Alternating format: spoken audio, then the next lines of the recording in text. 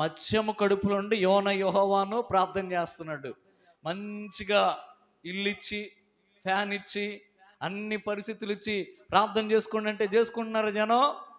చేసుకోరు. ఎప్పుడు చేస్తారంటే వరదలు వస్తే చేస్తారు, చేలు మునిగిపోతే చేస్తారు, కాలువలు మునిగిపోతే చేస్తారు, విజయవాడ పట్టణం మునిగిపోతే చేస్తారు, ఖమ్మం మునిగిపోతే చేస్తారు.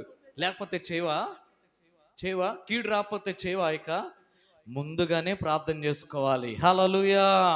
అన్ని పరిస్థితులు మనం మంచిగా ఉన్నప్పుడే దేవుడితో సంబంధం కలిగి ఉండాలి, దేవుడితో మంచి సహవాసాన్ని కలిగి ఉండాలి. నీ విషయాలన్నీ దేవుడికి తెలియజేయాలి నువ్వు. అప్పుడు దేవుడి విషయాలు నీకు తెలియజేస్తాడు, దేవుడు నీతో మాట్లాడతాడు. స్తోత్రం.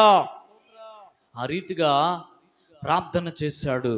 ప్రార్థన చేసి చివరికి ఏమన్నాడంటే, ప్రియమైన దేవుని బిడ్డలారా,